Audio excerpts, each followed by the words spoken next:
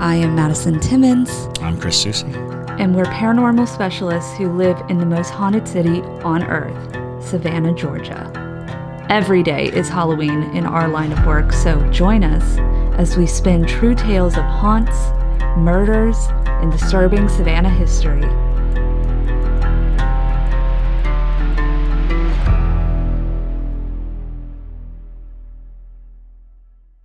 I'm Madison. I'm Chris. And welcome to the most haunted city on earth. Hey there, listeners. So if you are on the edge of wanting to become a parajunkie, let us just give you a few examples of why it might be a good idea. Yeah, we're just going to shove you right over the edge. Yes. So you see, when you become a parajunkie, you get to join a community of spooky, like-minded people who share their experiences. They support each other. And there's so much more content for the parajunkies. When you're a parajunkie, you get exclusives. You get exclusive lives. You get to come with us on ghost hunts and investigations through our live broadcasts straight to the Patreon. And then, of course, you're also helping to support us and to further this podcast. We are still only a year old technically, and we are in the very early stages of growing as a podcast. And the financial support definitely helps us a lot to make bigger and better moves, get better filming equipment, make this beautiful set that we're currently in. And that is all thanks to the Parajunkies. And to finance things like trips to haunted locations all around the country, all around the world. We have our sights set on many haunted locations that the Patreon money will help us get to. Exactly. So if you want to see us go to Aokigahara, you want to see us go to the Paris catacombs, definitely consider becoming a Parajunkie today. And it's all ad-free. Yes. Hello, and welcome back to another episode of The Most Haunted City on Earth. My name is Madison Timmons. I'm Chris Susi. And I'm Jack Fiddler. Not Jack Fiddler. Just go. Just say whatever comes. Go. Just say whatever comes. Good luck. Well, all right then. Let's talk Didn't about. end well for either of those people, by the way. Yeah, literally. I'm like, well, on that note, welcome to today's episode. We are going to be talking about cannibals. So at the very basics of it. Right. A very specific cannibal or cannibal disorder. Evil It's American spirit. pastime. It is. So we're going to be talking about Jack Fiddler and Swift Runner. And the Wendigo is at the core of both of their lives. Wendigo. Yes. And of course, the Wendigo is a term for an evil spirit that will possess you if you consume human flesh. So, and it is believed that it is a corrupting spirit. So people can be possessed by it just when they're very ill, when it creates a lust for human flesh. Mm-hmm. And so the first thing we were going to talk about was Jack Fiddler, mm-hmm. who was a shaman, and he and I believe his brother were Wendigo hunters. And this was a fascinating thing. It was they would actually travel through, and I want to say this was the Algonquian, Alberta, Canada area. That is correct. Yes. Looking for people who were suffering from what they believed was Wendigo curse, and by the tenets of their faith, they oftentimes euthanized the people who they believed were going Wendigo, that were possessed. So this was and it was a practice where I believe in some cases the victims themselves, the people who were euthanized, were asking to be euthanized. They were actually, please don't let me become a Wendigo. Please, help me. I can feel it. I sense it.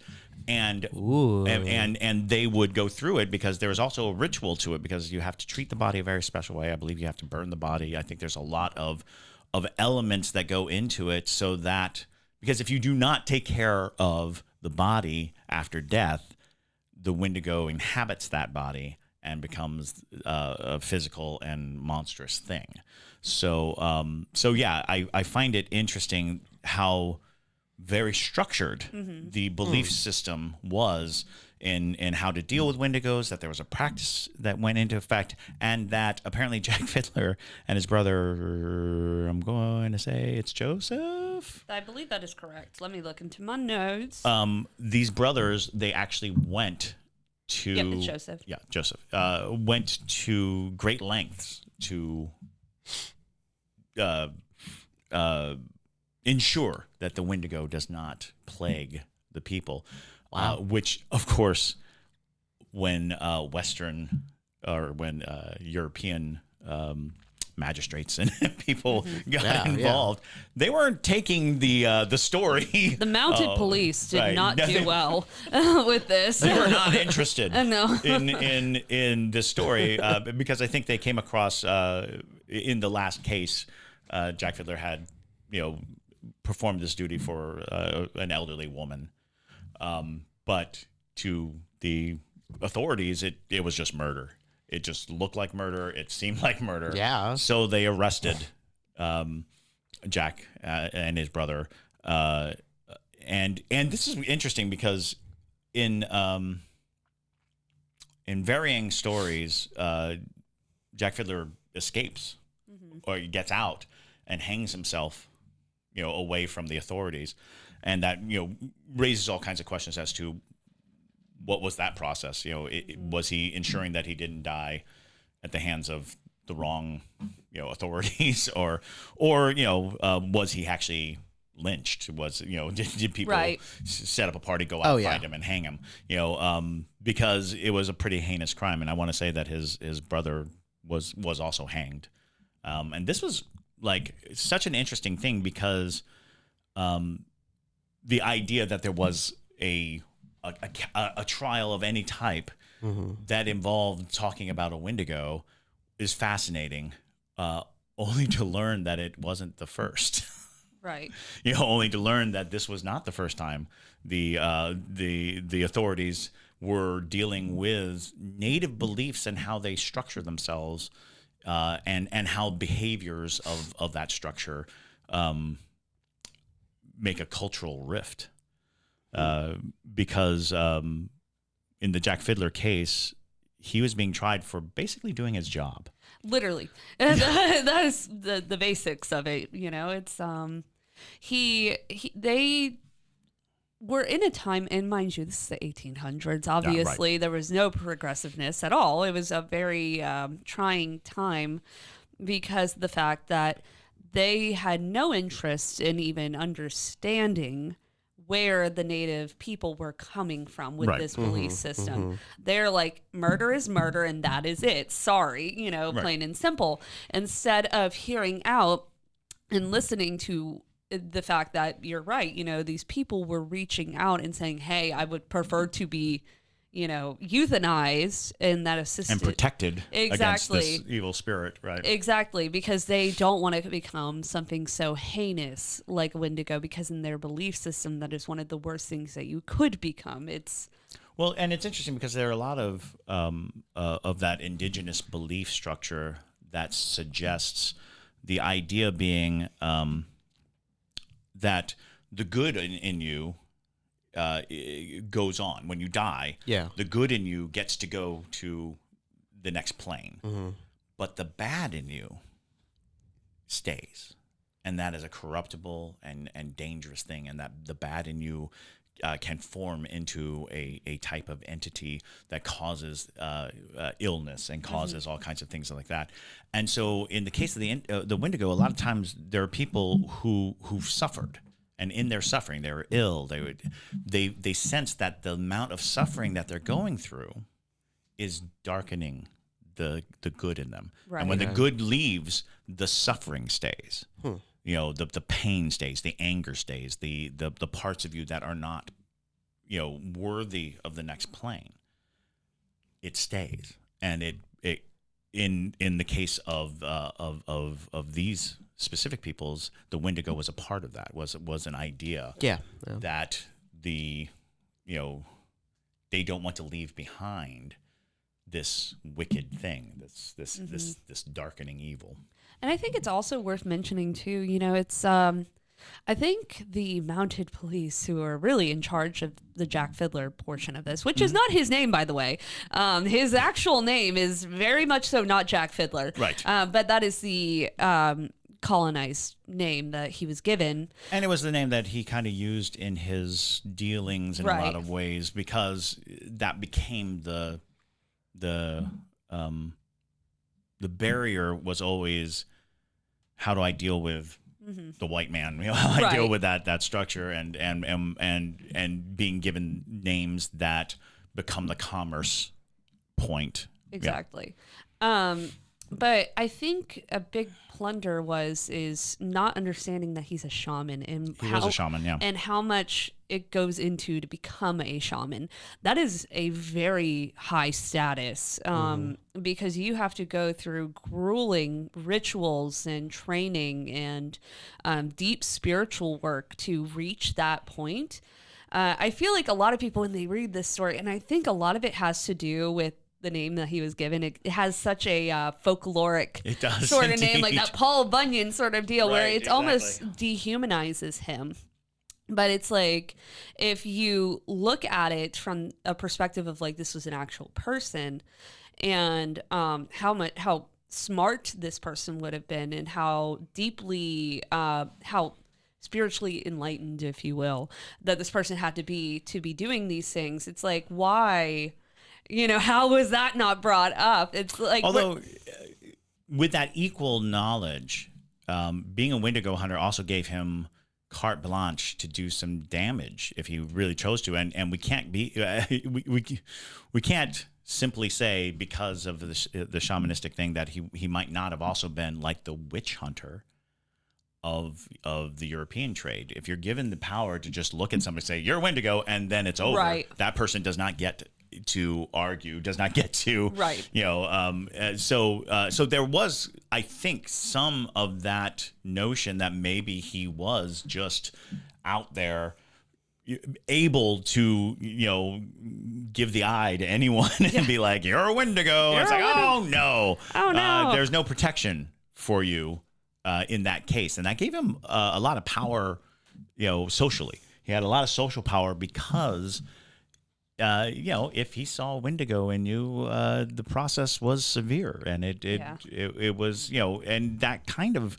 brings us to this notion too, that it's like, that's a position of inscrutable power to have, and not to say that he did, just saying that there's room to believe, because we also have a tendency to hyper romanticize the notion of the indigenous people as pure noble.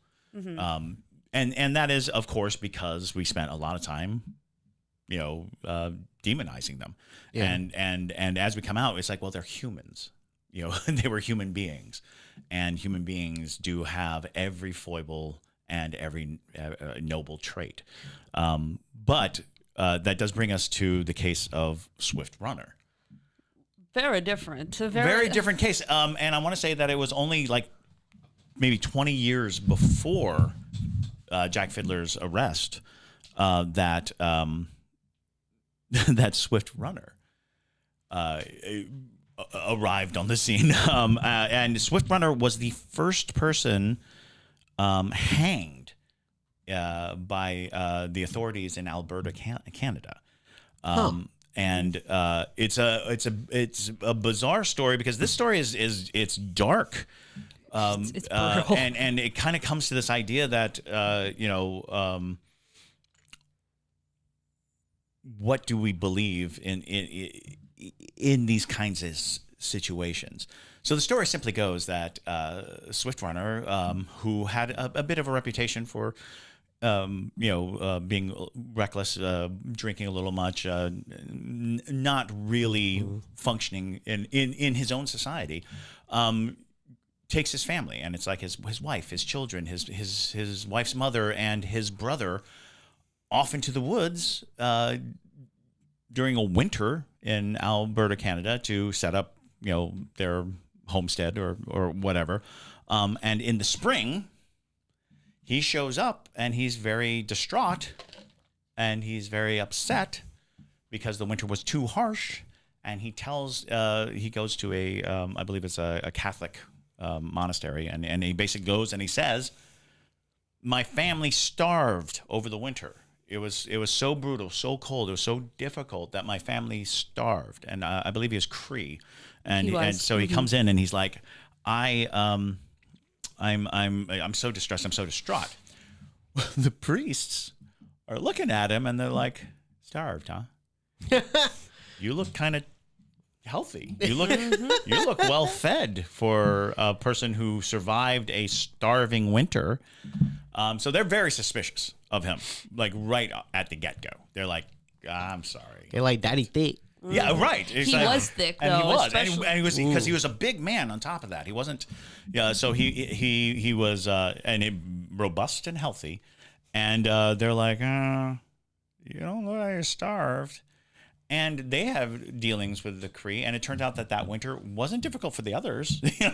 For the other indigenous peoples, they seem to be doing fine. The hunt was very good for them, and so there was just like your whole family starved to death. 8 people. Yeah, 8 people in total. 8 people. 8. The number 8. I was like, what are we talking about here? One more than 7. One more than 7. One less than 9. Yes, one less than 9.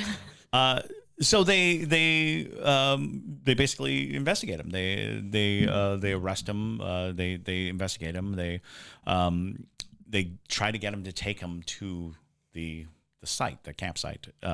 And I think he gets them lost a couple of times when they go out, but they get him drunk. They get him drunk? It wasn't hard to do. It wasn't hard to do. They get him drunk, and when he was drunk, he took him right to it. Oh, no. And so he takes him right to it, and what they find is horrifying. Oh. Absolutely horrifying. The bones of his family are picked clean. Whoa. Not just picked clean, but cracked open and the marrow sucked out of the bones. Ooh. They're like somebody with a tool popped these open. And then finally they find a pot full of human fat. Oh. And they're like, what did you do? And what so did you do? He uses the Wendigo defense. He claims that he had been possessed by an evil spirit, the Wendigo, and it forced him to want to feed on his family. Now, to make matters worse, one of the things that tipped the priests off and made them feel like they needed to get ahead of it was Switch Runner tried to get a band of children together to go back out into the woods with him.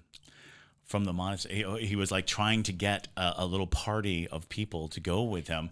No, and it's believed that it was just his incredible bloodlust, his hunger pangs for like human flesh. Them little kitties looking nice and stew-like. They're not going to fight. So wow, that's crazy. It's so crazy, and if I remember correctly, there was like a lobbying for shamans to have the remains, not to let, because he was sentenced to be hanged, and the process of hanging and disposing of the body, the indigenous people were like, hey, we need to do that. We need to take care of that. And there's no real record as to whether or not that happened. Some people think that he was hanged and buried, and then someone came and dug up his grave to do the ceremony that keeps the Wendigo from coming out. But I find it fascinating that the Wendigo was an issue. It was a problem. The Wendigo proved to be in 2 cases and ultimately 3 death sentences. A major part of court proceedings. I think you can actually find the Swift Runner trial transcripts. Oh, right. And that's fascinating to me. You can. I will attempt. Yeah, you can find some records of it from what I was able to see. You can find some records of it. A lot of it was not properly documented because it's like 1826 or whenever this happened. 79. Was 79? Okay, yeah. A couple 50 years later. But, you know, it's... Well, because Jack Fiddler was like 1906 was when he died. But he was a practicing Wendigo hunter, I think, at the time of Swift Runners. You know, they would have overlapped. So he didn't come and kill Swift Runner, because I thought that's how this would end. No. Oh man, no. I thought this was gonna be like a not everything in history. He's a Wendigo. Let's kill him. Not everything. Well, I think that was the general consensus of the indigenous people, was that they needed to take care of it. Yeah. But they couldn't get him away from the authorities, and so, like I said. Mounted police. There's a lot of conjecture as to whether or not. Sure. And it may have been Jack Fiddler, for all we know, who dug up his corpse. It was all in the same area, so it's very possible. It's very possible. But I want to say, hold on, let me look at my notes. I want to say that Jack Fiddler and Swift Runner were in different tribes. They were. I'm positive that is true. Yeah. Okay. And However, I think that Jack Fiddler had kind of carte blanche amongst many tribes. You would think that the amount of police would be like, let's call the Fiddler Crab, get them over here with the snappers. Fiddler Crab was a part of the First Nation. Swift Runner was a Cree. So heard. That's the problem. And you'll see that a lot with any type of Native American or, Native people belief systems and practices. They don't like to interlap with each other because there's different processions of what they need to happen. Okay, so we all know in this room that humans are capable of absolutely nightmarish things. Like there's they can do whatever they really want in this world without feeling bad. Some of them very rarely can. So here's my question. Do we believe it's a Wendigo, or do we believe it's not a Wendigo and he was just a full-blown psychopath who wanted to kill and eat his family and stay thick and drink? Because I don't know what life was like back then. Obviously wasn't there, but if I got 8 members of my family, no pun intended, I'm not gonna think they're my first food source. So there's a lot of questions of whether or not that is the case, because you're right, there are people that were psychopaths, but at that time, if you're thinking back into the mindset of indigenous people, they're always going to lean into their core belief systems, which are very, very heavily based in spirits and being in tune with the spirits around them. So there's even actually beliefs that Dahmer was possibly a Wendigo because of the fact that he ate his victims and stuff. No. I'm just saying. No. Well, but because of the region he was if you wanted to look at that, we use the word psychopath. Psychopath could just be another word for Wendigo. Right. The concept being that what you claim to be the darkest parts of human nature are foreign to what we understand. What was the process? What was going on? Is there something in the brain? Was there a chemical? We come up with these words, but if it was a recognizable trait that you're like, oh, that person just went, feral? Feral, flesh crazy, you know, something to that effect. There is no difference between saying he had a psychotic break and he had an evil spirit attached to him. Sure. That becomes this notion of suggesting that Dahmer wasn't a Wendigo because, he was sick in the head. They literally think that the Wendigo is a sickness of the head. They think that the Wendigo is a malady, a disease, that causes this. And while there are the spiritual aspects and, of course, the corpse rising and running around, those things are the notions beyond it. Sure. but there is an idea that what they were recognizing was some kind of peculiar and specific, because it's specific. It is eating human flesh, which by all rights should seem like it shouldn't occur to you. Right. It does not come natural. Ideally, it should not. Yeah, it naturally occur to you. So somewhere along the line, they recognized a type of insanity that led to it. And when you think of remote and frozen and starving being conditions that could easily happen to you, because why would you live in the frozen tundra of the north when there are more temperate locations to go to? Because it's pretty.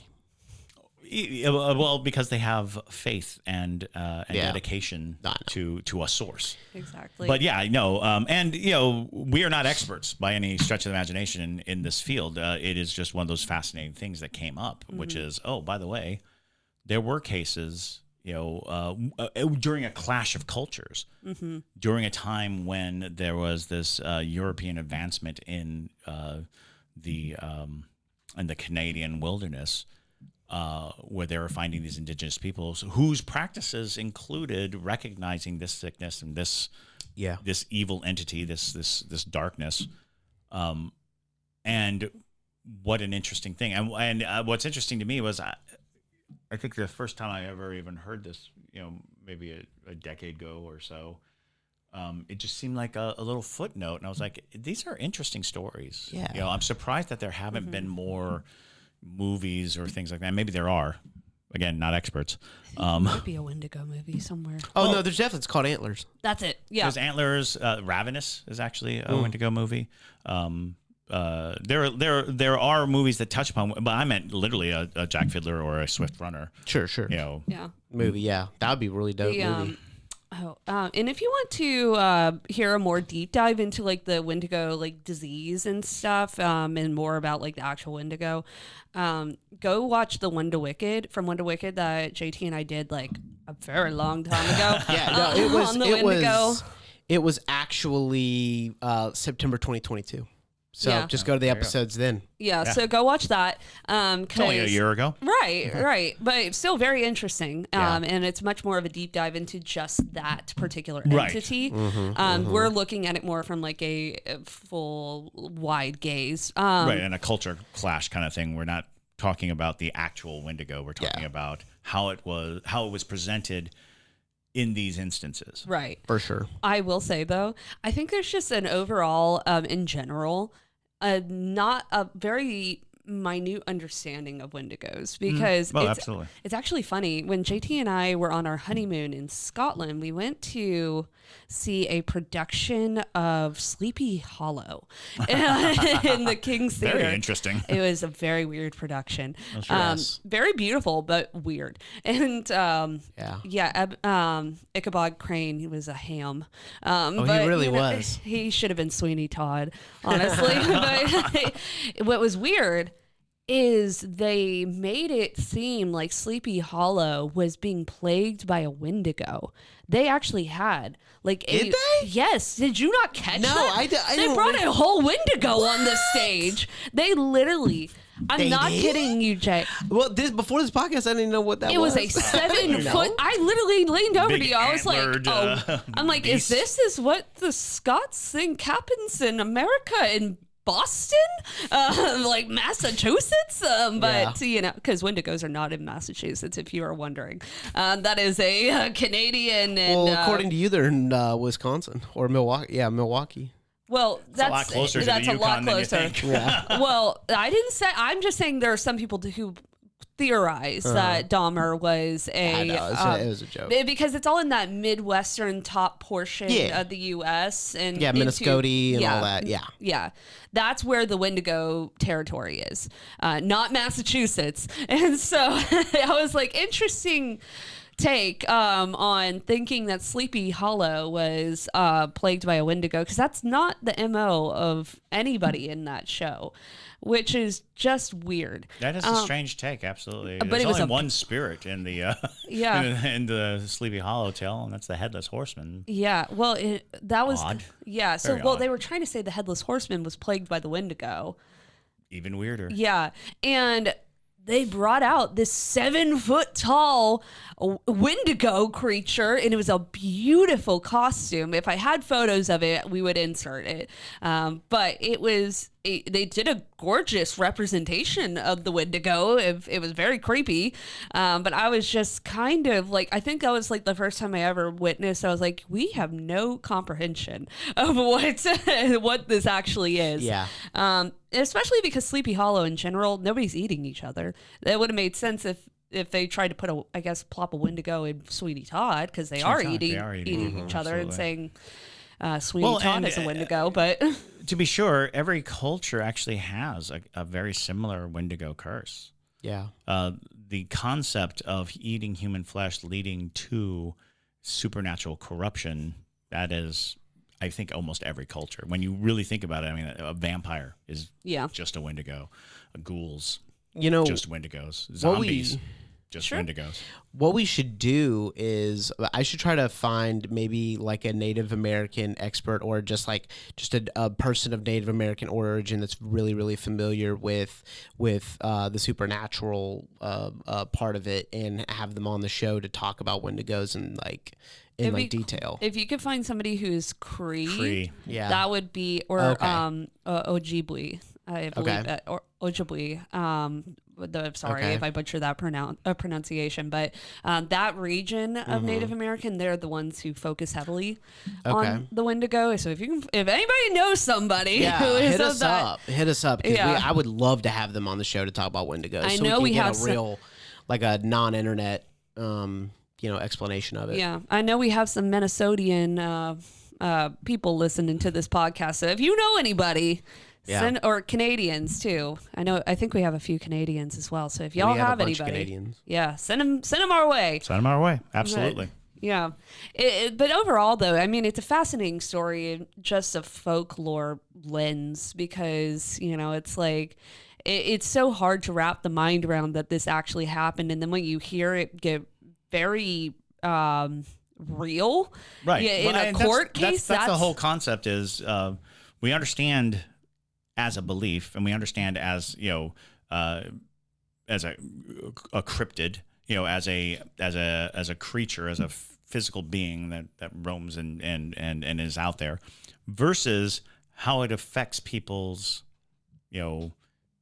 legal interactions. Right. It's like, how intriguing that this belief was strong enough to be attempted as a defense, and be used as an accusation. So that's fascinating.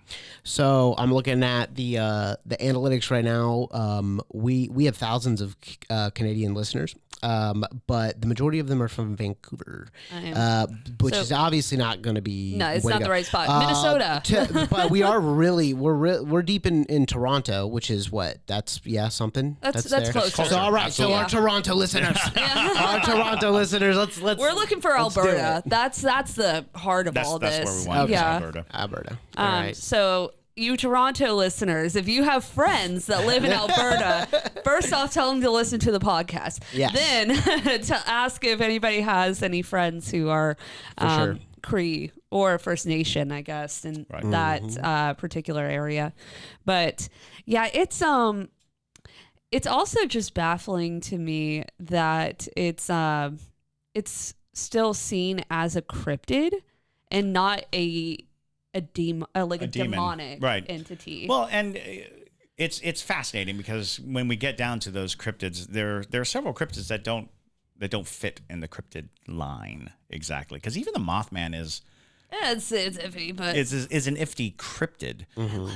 But we know you love Mothman. It works to the advantage of people experiencing something strange that is abnormal out in nature or out in the world. But yeah, it is odd that that there is the notion of the cryptid that is a Wendigo. So why did they turn into it? It kind of bewilders me, or not bewilders. Well, that's not the word. I don't know. I find it curious that Wendigo has this deer skull and these antlers when it's all about eating people, and deer is one of the number one things that are eaten up there, right? They're one of the number one food source. You know, them fish That and, is and other exactly stuff. what it is. And so that's exactly the reason why because Interesting. it is the thing that is eaten by people. Mm-hmm. When it comes to representing the thing that eats people, it's about turning tables. It's about, the thing consuming you. You are now the prey. Yeah. Mm-hmm. So if you're the prey, then who is the hunter? Mm-hmm.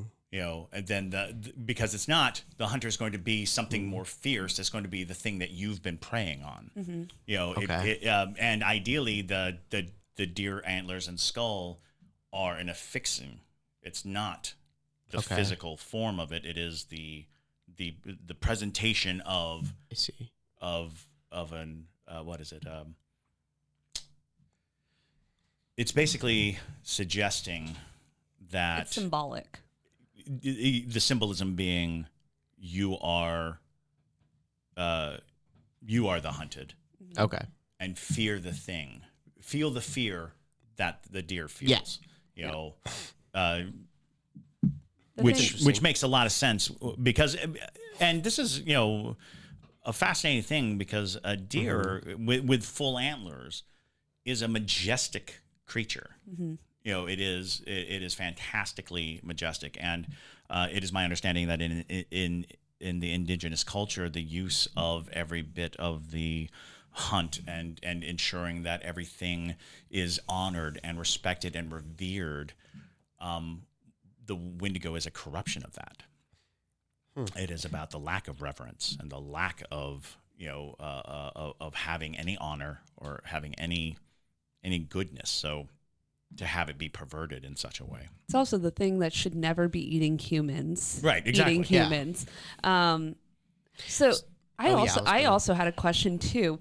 So last time we talked about the Wendigo, a year ago when we did the deep dive in the one from One to Wicked, a lot of people kept saying like, "Oh, you're not supposed to say the Wendigo's name or it shows up," and I'm like, to my understanding, that's Bloody Mary stuff. Well, no, but that's a classic. A lot of people say that you're not supposed to say Skinwalker. You're not supposed to say Wendigo. You're not supposed to say. And one of the big things is in a lot of these cases, we're not saying the name.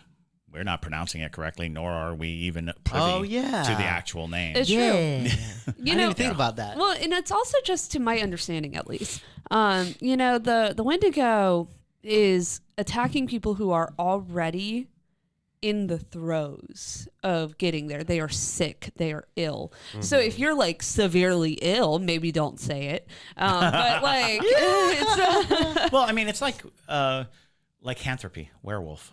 It travels along the same notion of that transformation into beast, into creature, into monster. And it's only really relatively recently that a lot of people have jumped on that. Don't say it, don't say it, don't say it, which is, in fact, more in ties with with Celtic beliefs and things of that nature. It is this notion that's kind of bled into a lot of different arenas, which is, it's where we get knock on wood. When you speak something, you're knocking on wood to dispel the hearing of the bad thing you've said, or the bad will that you're bringing yourself.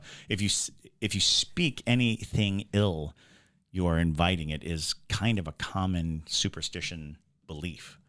But it's also worth examining as if you put that at the forefront of your belief structure, it probably is true. Mm-hmm. It probably is true. If you call upon a creature by its name, it'll come. I mean, you're not supposed to speak demon names for that exact same reason. Yeah. But a lot of that too, I think, is you're absolutely right. It comes from these cultic belief systems, and as a country that was taken over this area and Canada in general was very run through by European countries.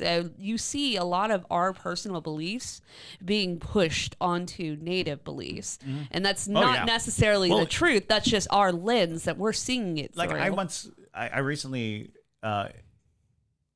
saw an interview where a person an indigenous person was basically saying there is the insult of like saying spirit animal, because that became a big hot topic. It's like that's cultural appropriation.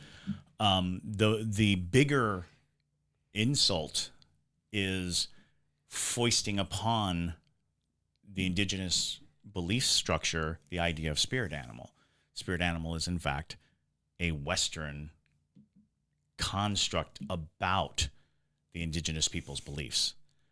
We coined it, not them. And the fact that we cage them with it and suggest that that's them, that somehow, And I was like, oh gosh, that is such a good point. Is we take outrage and umbrage for the things that we create, and we forget that the people involved, they may not even have the structured belief system that we are ascribing to them. Yeah. Because we oftentimes forget that the indigenous peoples are made up of countless cultures within themselves, countless beliefs and counter beliefs, countless.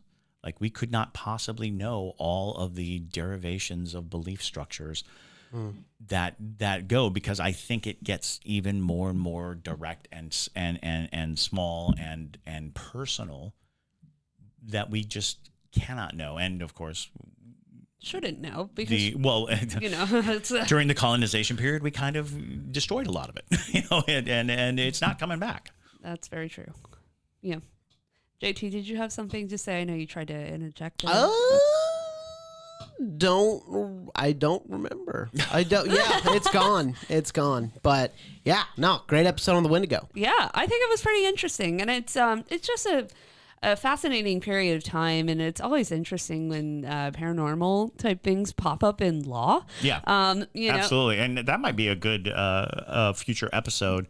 Is cases, I think they made a movie out of The Devil Made Me Do It. Oh yeah, they did. Just cases where they attempted to use a supernatural defense, and that would be a good episode, when it came in, because we even have the story of the woman who ID'd her murderer, and there's actually several of them now. There's several cases where people had dreams where the victim came to them and said, "This is the person who killed me," or things of that nature. So that might be worth a deep dive for a future episode. And if you want a palate taster, for that episode to come, watch this episode of Unsolved Mysteries. I forget where it was, but you'll look for the woman whose apartment was haunted. Yeah. And she helped solve a murder. It was very loosely unsolved, but it's Yeah, it seemed pretty solved. It seemed pretty solved by the end of it. I believe it's the last or second to last episode of Unsolved Mysteries on Netflix. Watch that, and you'll kind of get a nice little taster for what we're talking about. But definitely all those things. And then for all you wondering where episode 2 of Beneath the Cobblestones is, it's coming, and it's coming next month.